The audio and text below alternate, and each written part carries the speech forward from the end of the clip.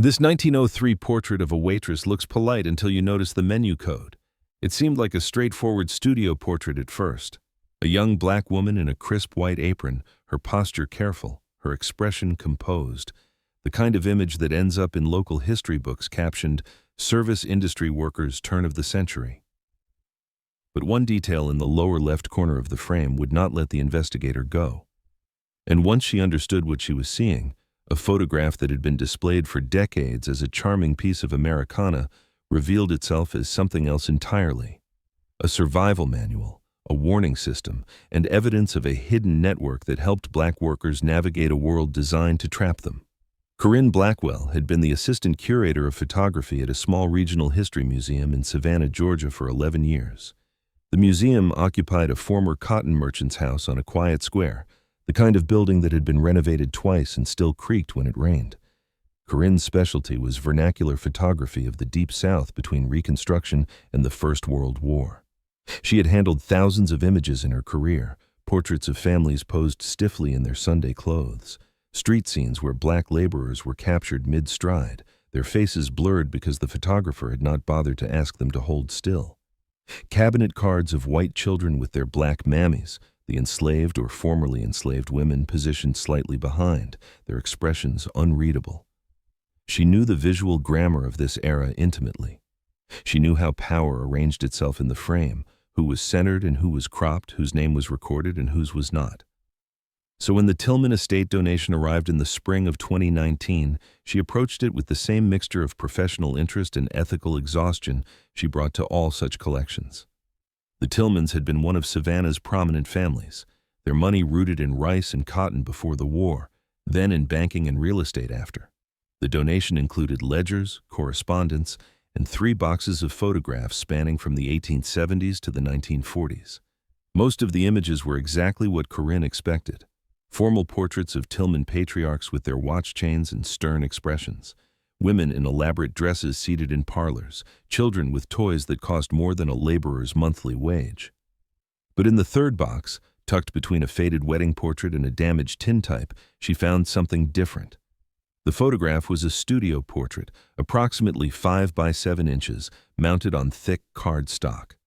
The subject was a young black woman, perhaps 20 years old, wearing the uniform of a waitress, a dark dress with a high collar, a white apron, a small white cap. She stood beside a tall plant stand that held a potted fern, one of the standard props photographers use to fill empty space in portraits. Her hands were clasped in front of her. Her chin was slightly lifted. She looked directly at the camera with an expression that Corinne, after years of studying such images, could only describe as deliberate. Not defiant, not submissive. Deliberate. Corinne set the photograph under her desk lamp and reached for her magnifying loupe. The studio name was stamped in gold on the cardboard mount. J. Pemberton and Sons, Savannah. A date was handwritten in pencil on the back. March 1903. There was no name for the subject. This was not unusual. Black subjects in this era were rarely named in studio records unless they were paying customers, and even then the records were often incomplete or lost. What caught Corinne's attention was not the woman's face, though she would return to it many times. It was the object in the lower left corner of the frame, resting on what appeared to be a small side table. A menu, printed on heavy paper, folded once, the kind of menu a hotel dining room or upscale restaurant might use. It was positioned casually, as if it had been set down there by accident. But Corinne had seen enough staged photographs to know that nothing in a professional studio portrait was accidental. Every object was chosen and placed. She adjusted her loupe and leaned closer. The menu was partially open, and she could make out text printed in an ornate typeface. At first, it looked like a standard bill of fare, but as her eyes moved down the visible column, she noticed something strange. The prices were wrong. Not wrong in the sense of being historically inaccurate, wrong in the sense of being impossible. A cup of coffee listed at $1.75. A slice of pie at 3,020, a bowl of soup at $0.03. In 1903, a cup of coffee at even the finest hotel in Savannah would have cost 5 or 10 cents. These numbers made no sense as prices, unless they were not prices at all. Corinne set down her loupe and sat back. Her office was quiet except for the hum of the climate control system. She looked at the woman in the photograph. at her careful posture and her deliberate expression, and she felt something shift in her understanding of what she was seeing. This was not just a pretty old photograph. Something here was wrong. For the next several weeks, Corinne worked on the Tillman collection during her regular hours, but found herself returning to the Waitress portrait in the evenings and on weekends. She began by researching the photographer. J. Pemberton and Sons had operated a studio on Broughton Street from 1889 to 1921. The business had been moderately successful, catering primarily to white middle-class families, but also, according to a few surviving advertisements, offering portrait services for colored patrons by appointment.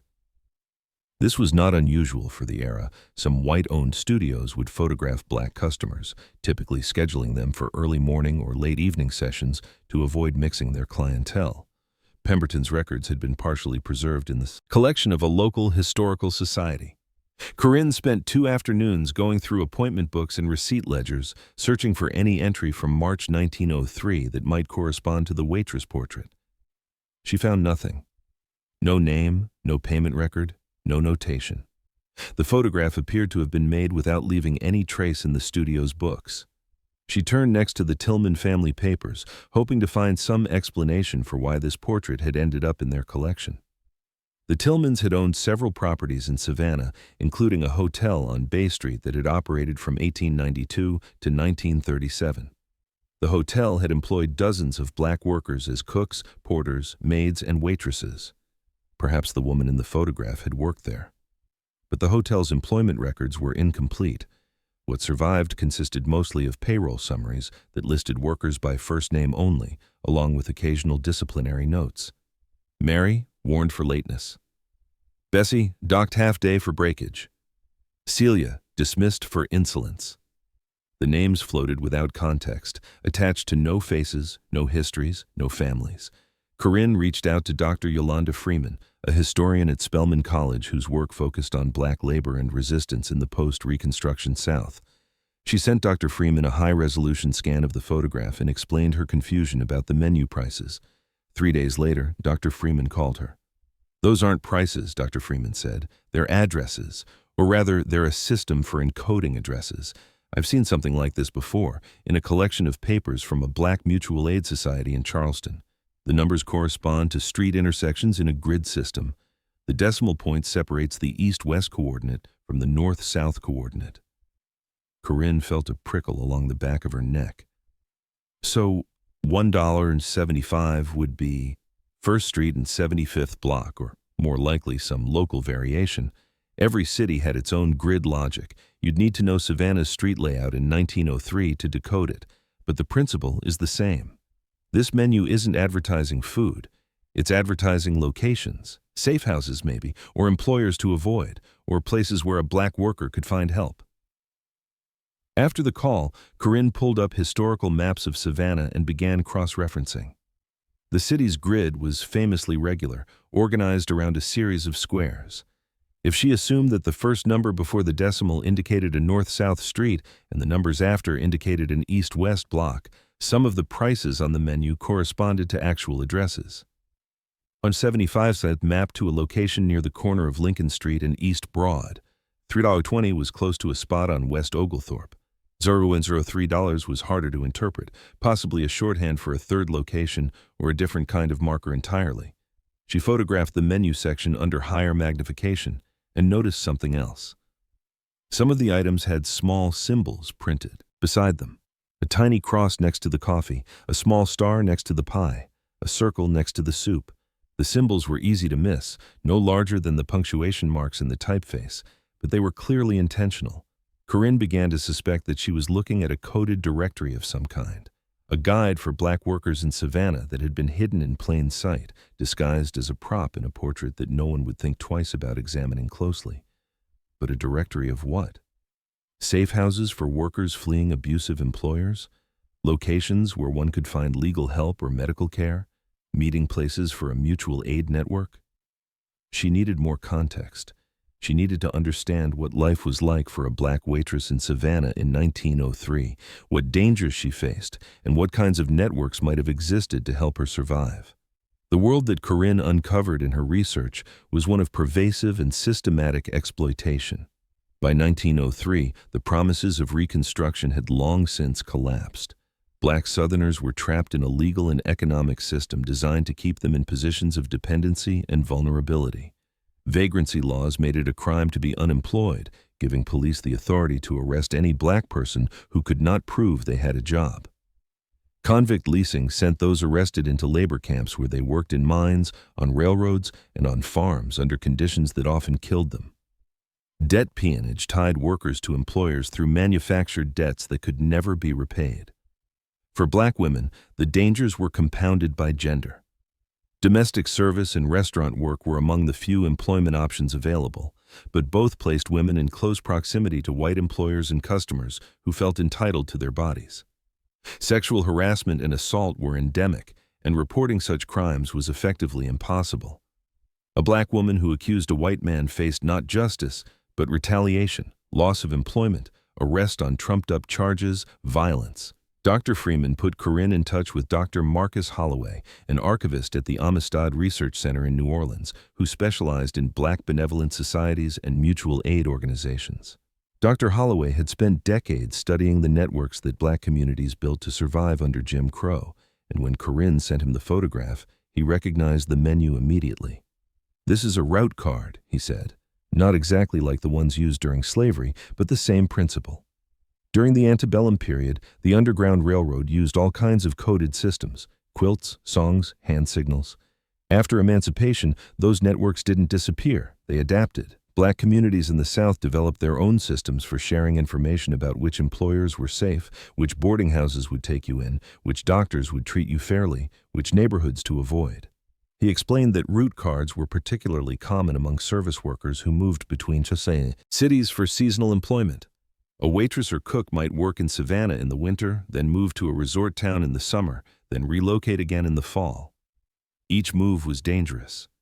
Without connections, a worker could end up in a labor contract that amounted to slavery, or in a boarding house that was actually a front for prostitution, or in a job where wages were stolen and complaints were met with violence. "The symbols you're seeing," Dr. Holloway continued, "those would be quality indicators. A cross might mean the location is connected to a church. A star might mean it's highly recommended. A circle might mean caution is needed. The exact meanings would have been shared within specific networks. You'd learn the code from a trusted person, not from a printed guide." Corinne asked the obvious question. Why would someone put this information in a photograph? "Portability," Dr. Holloway said.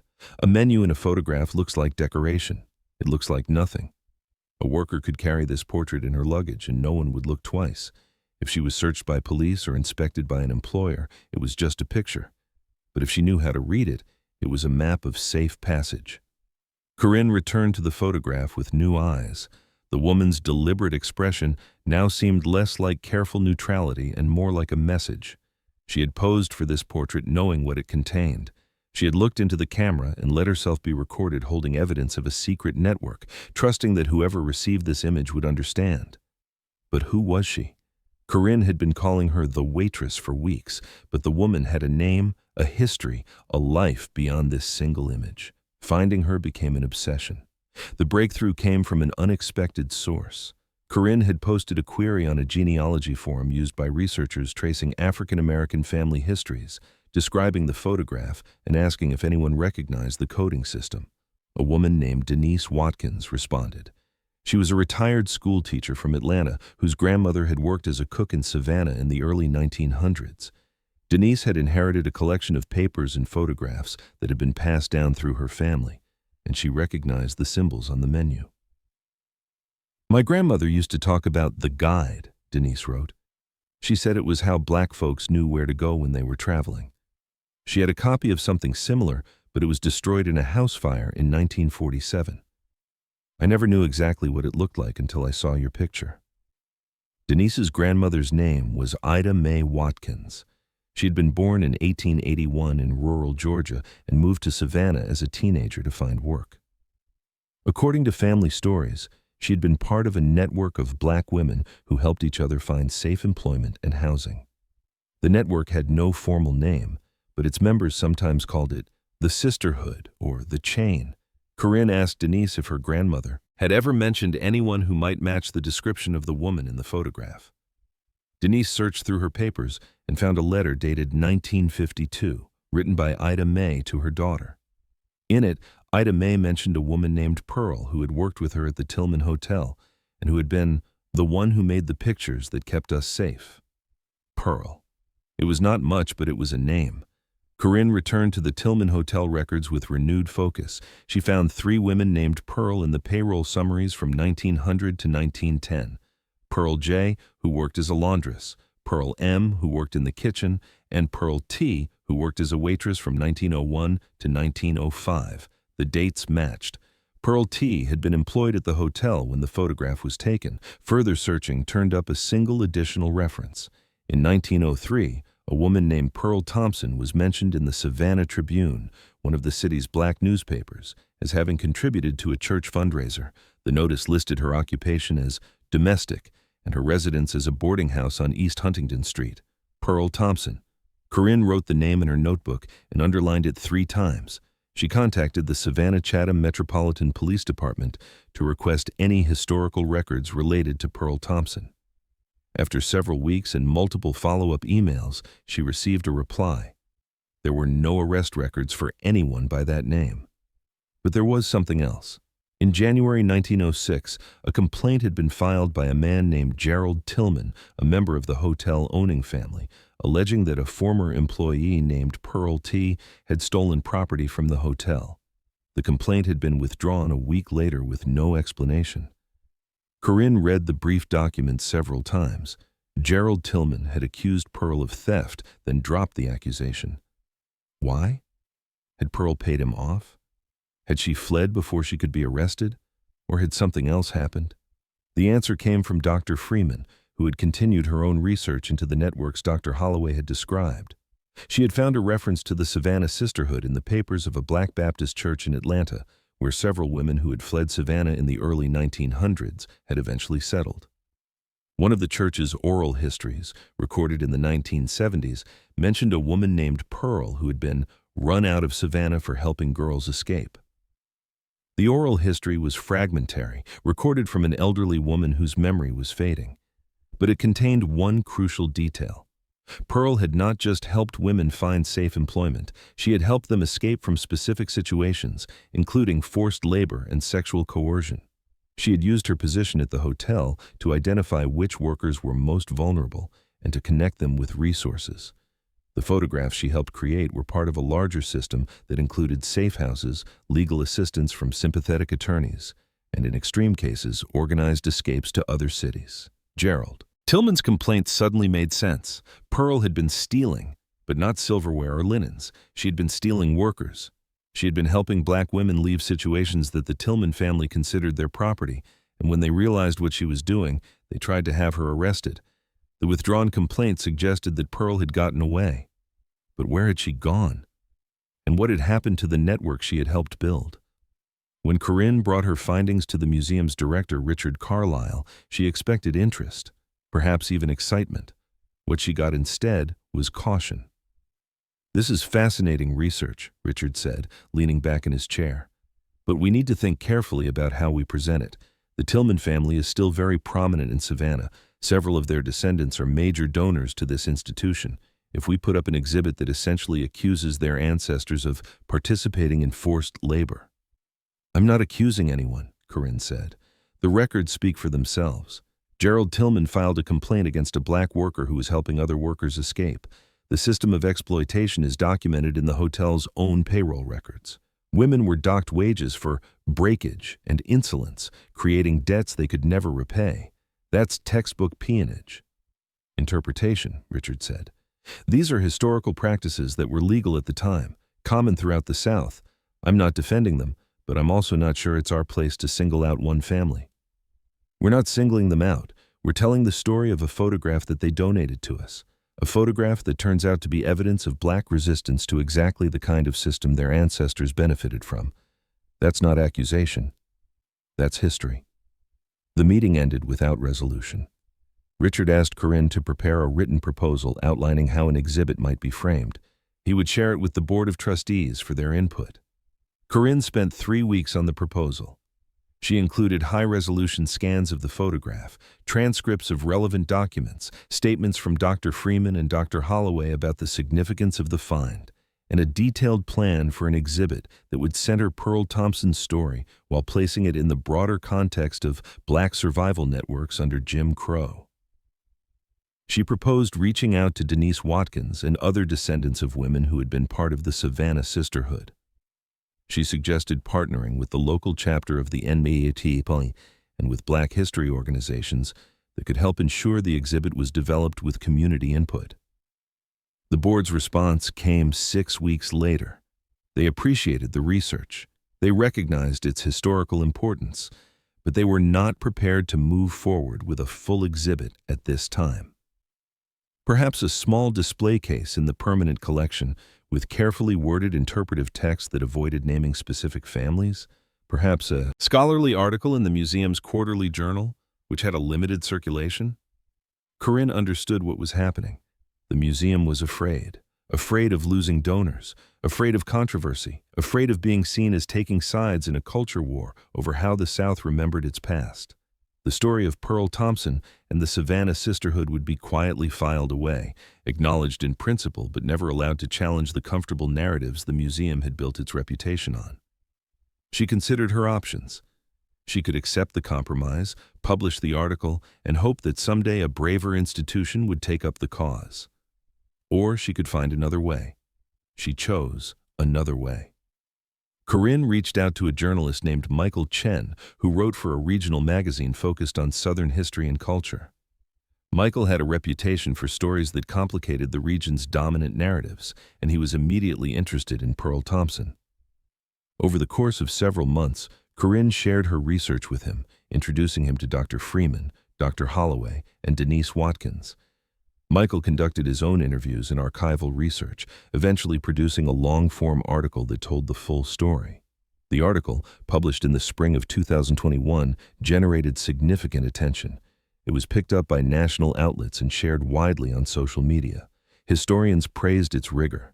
Descendants of the Savannah Sisterhood came forward with their own family stories, and several members of the Tillman family issued a public statement acknowledging that their ancestors had participated in systems of exploitation and expressing support for efforts to document this history.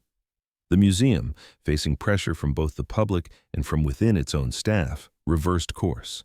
In the fall of 2022, they opened a new permanent exhibit focused on Black labor and resistance in Savannah from 1865 to 1940. The centerpiece of the exhibit was Pearl Thompson's photograph, displayed alongside the decoded menu, documents from the Tillman Hotel, oral histories from descendants, and a detailed explanation of how the sisterhood had operated. The exhibit included a section where visitors could hear recorded excerpts from the oral histories Denise Watkins had helped collect. One recording featured an elderly woman named Dorothy, Ida Mae Watkins's granddaughter, describing what her grandmother had told her about Pearl. She said Pearl was the bravest person she ever knew. Pearl had this way of looking at you that made you feel like you were worth something, like you mattered. And she'd say, "The white folks think we're furniture. They think we don't talk to each other, but we see everything, and we tell each other everything, and that's how we survive."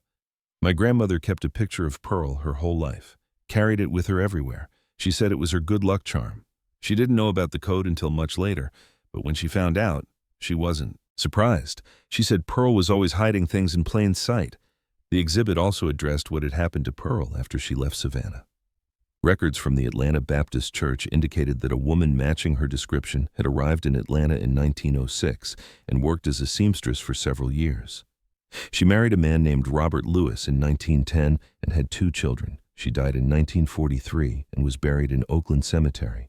Her grave, located after months of searching by Denise Watkins and a team of volunteers, was marked with a simple headstone that gave only her married name, Pearl Lewis.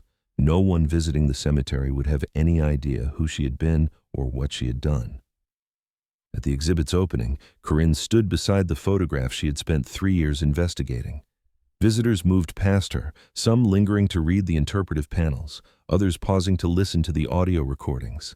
A few wept. A young black woman stood in front of the photograph for nearly 10 minutes, not moving, just looking. Later, during the reception, Denise Watkins found Corinne and embraced her.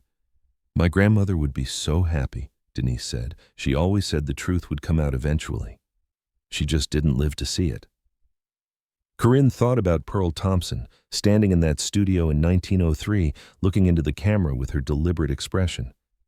She thought about the menu in the corner of the frame, hiding its secrets in plain sight. She thought about all the people who had seen that photograph over the past century without ever realizing what it contained. The image had been displayed in the Tillman family home for decades. It had been donated to a museum and filed away in a box. It had been labeled a charming period piece by curators who never thought to look closely. And all that time, it had been speaking. It had been offering testimony. It had been waiting for someone to ask the right questions. That is the lesson buried in photographs like this one. The images that fill our archives and museums are not passive records. They are acts of communication, shaped by the interests and assumptions of those who commissioned and created them. But they are also, sometimes, acts of resistance. The people who appear in them, especially those who were given the least power and the least voice, often found ways to inscribe their own messages. A hand position that signals something the photographer did not intend, an object placed just so, a gaze that refuses to be merely decorative. Across the American South, in archives and attics and museum basements, there are thousands of photographs like Pearl Thompson's. Portraits of black workers who were supposed to be anonymous, voiceless, interchangeable. Many of them contain details that have never been examined, codes that have never been broken, stories that have never been told. The work of finding them, decoding them, and restoring the voices they contain is slow and painstaking. It requires expertise and resources that are often in short supply. It requires institutions willing to tell difficult truths, even when those truths upset donors and complicate comfortable narratives. But it is work that matters, because every time we recover one of these hidden stories, we push back against the erasure that the original photographers and commissioners intended. We refuse to let the archive remain a monument to power. We insist that the people who were supposed to be furniture, who were supposed to be invisible, who were supposed to leave no trace, were in fact there. They saw everything. They told each other everything. And if we are willing to look closely, to ask the right questions, to listen to the testimonies they left behind, they will tell us too. The next time you see an old photograph in a museum, look past the central subject.